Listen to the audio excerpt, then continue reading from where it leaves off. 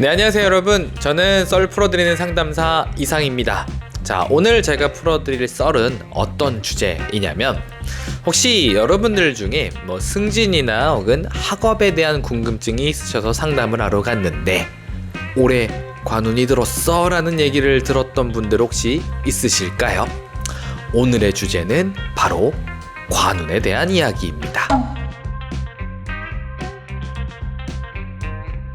자, 일단 관운이라고 하는 얘기를 하기에 앞서서 이 관에 대한 개념을 좀 먼저 잡고 얘기를 시작해 드려야 될 것 같은데, 자, 이 관이라고 하는 건 단순히 한자로 따지면 벼슬관자예요. 그래서 관을 한자의 그 뜻 그대로 보면 벼슬을 주는 운이라는 뜻을 가집니다.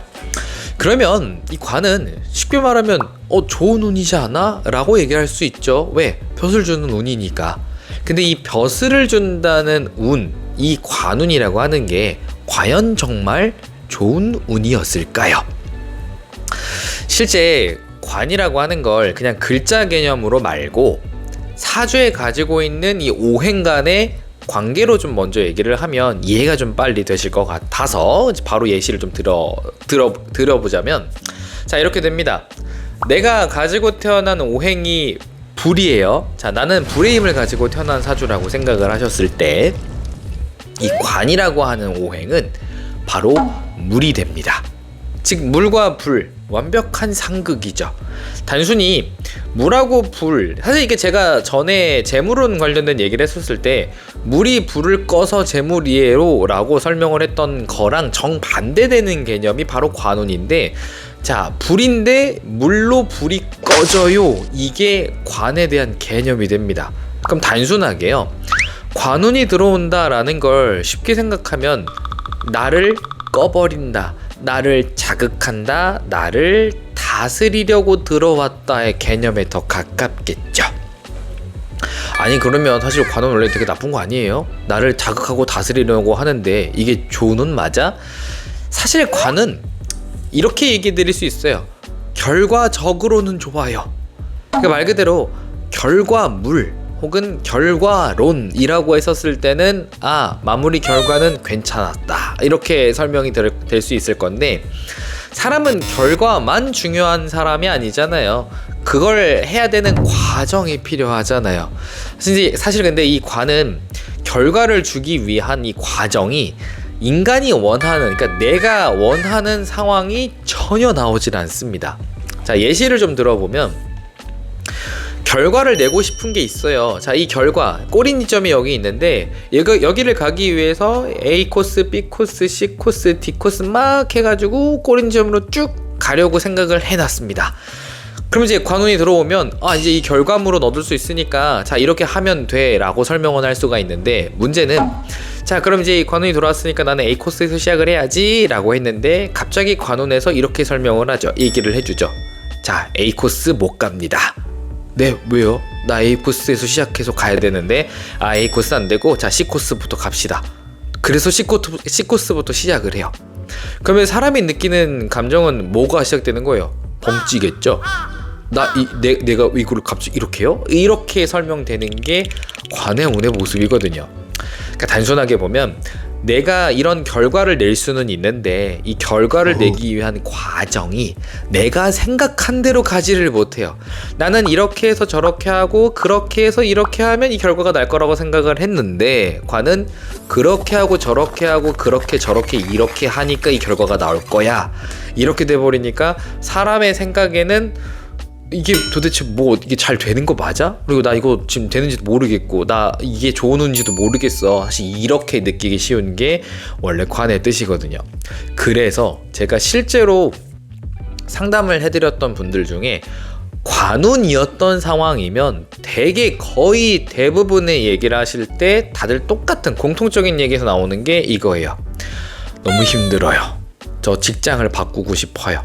저 아예 이번에 차라리 기회 삼아서 다른 직업을 좀 해볼까 하는데, 사실 이런 얘기들을 더 많이 해주세요. 그러니까 관은 어떤 결과를 내주긴 하는 거죠.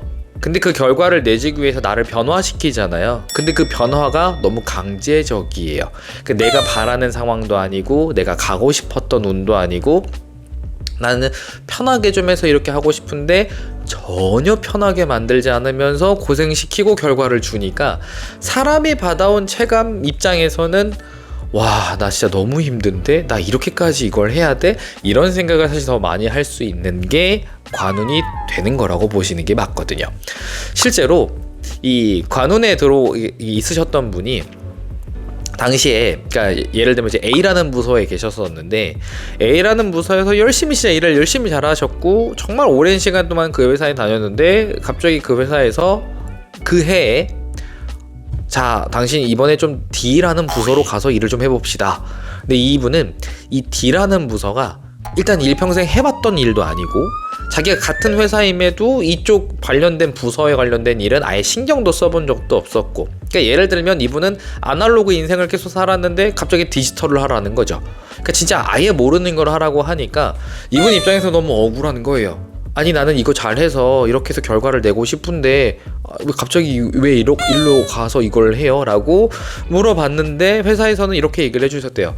작년에 보니까 어느 정도 성과는 좀 괜찮았던 것 같아서 여기를 가서 여기 좀 도와주면서 일도 좀 배우고 하면 여기도 좀 잘 되지 않을까? 이렇게 얘기를 해주셨다고 하더라고요. 그러니까 실상 보면 좋은 기회가 될 수는 있죠. 내가 이거를 받아서 가서 적응하고 일하고 어느 정도의 좀 속의 성과만 좀 잘 나오면 뭐 승진도 할 수 있겠고 좋은 상황도 얻어올 수 있다라고 얘기는 가능할 것 같은데, 이분은 자기가 이쪽 일은 해볼 생각도 안 했고 나는 이걸 하려고 이 회사를 들어온 것도 아닌데 나한테 너무 부담스러운 상황을 주니까 나 이거 너무 힘들어서 이거는 못하겠고 차라리 그냥 여기에서 그래도 경력도 있고 하니까 이 경력으로 다른 회사를 좀 가볼까 합니다, 이런 얘기를 하셨던 적이 있거든요. 그럼 사실 이렇게 볼 수 있잖아요. 이걸 진짜 좋은 운이라고 봐야 되나? 근데 따지고 보면 좋은 기회를 준 건 맞겠죠. 그러니까 내가 이런 상황이 돼서 승진을 하겠다. 원래 사람은 그래도 이렇게 하다 보니 이렇게 해서 저렇게 해서 승진을 하네 라고 생각은 할 수 있는데, 이 관이 들어오니까 자, 그런 거 다 싹 이제 없애버리고 리셋하고, 자, 내가 하라는 대로 일단 해서 이렇게 하고 저렇게 하면 자, 승진을 시켜줄게. 그러니까 결과적으로는 좋을 수 있죠. 내가 거기 가서 어떻게든 굴러지고 어떻게든 힘들고 어떻게든 잘 버텨나가면 네, 보상은 받을 수 있습니다.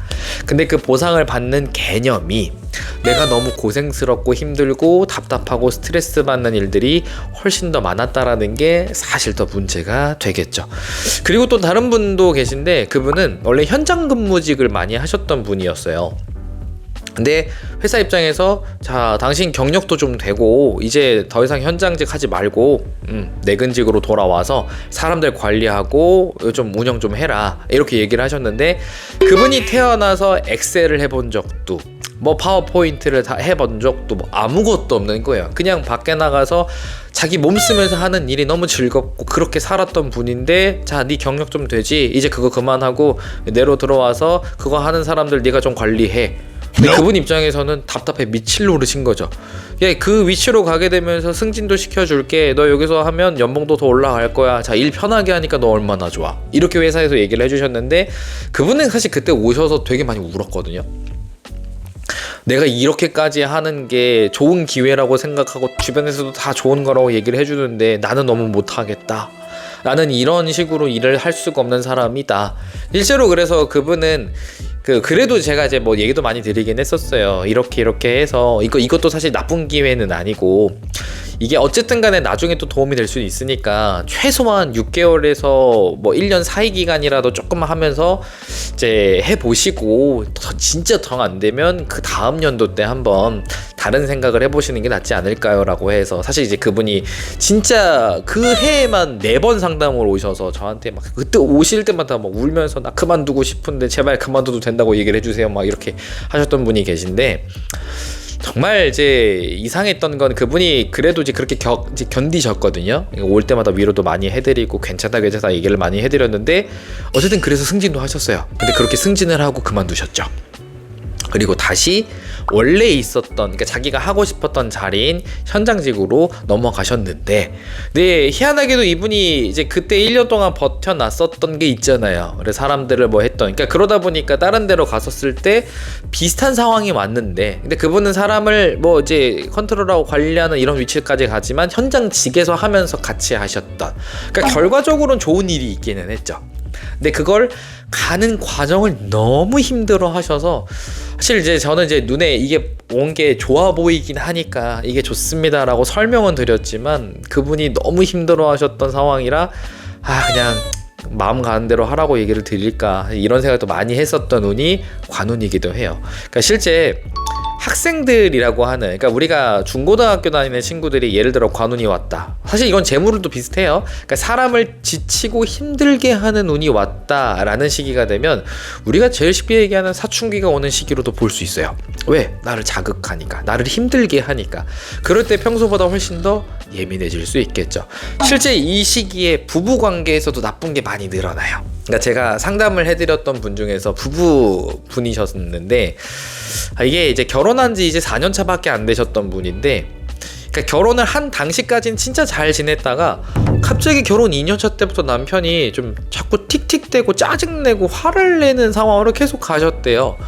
근데 이게 이해가 안 됐던 거죠. 아니, 그전엔 그렇게 잘해주고 나밖에 없다던 사람이 뭐야, 결혼하니까 바뀌는 거야? 이런 생각을 많이 하셨는데, 제가 그분 오늘 딱 보고서 느꼈던 게, 그분이 이제 딱 정말 신기하게도 이제 코로나가 좀 지나면서부터 관운이었거든요.